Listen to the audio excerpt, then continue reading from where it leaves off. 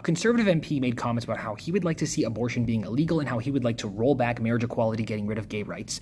And obviously, Pierre Poilievre thankfully came out and spoke out against it. But I still don't think that a lot of people, especially in the LGBTQ community or a lot of women, think that they can trust Pierre Poilievre. And I'm going to outline for you what I think the worst case scenario would be for a conservative government in regards to these portfolios. The most likely community to be targeted the most here is going to be the trans community. Specifically, the most likely thing would be restricted access to hormonal medications and other interventions for people under the age of 18. We're going to say that this is common sense healthcare and that kids just aren't old enough to make these decisions. Even though we know that puberty blockers and hormone replacement therapy is something that is extremely safe for kids under the age of 18 because it was originally developed for straight cisgender kids. We should be reminded that gender-affirming care goes beyond medications. Chrystia Freeland might have made an offhand comment about Pierre Poilievre wearing makeup, but when a man wears makeup like that, that is still gender-affirming care. Pierre wears it to feel better about himself in his own skin, and that's totally fine. We should be supportive of that. You could be cisgender and still engage in gender-affirming care. When it comes to abortion access, if they were going to limit anything, which I don't think that they would, it would most likely be third-term abortions, which I don't think would pass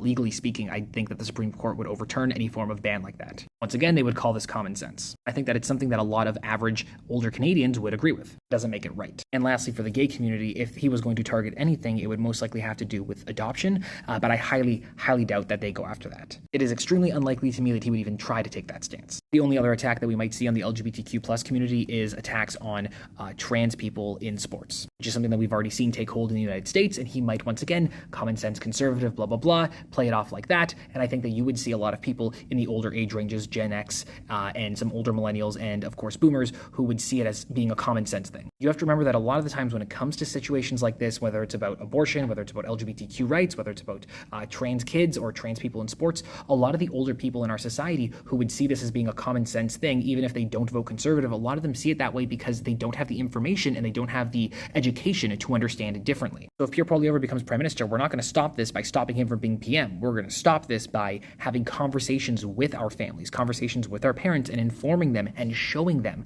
that there are logical reasons for why things are the way they are.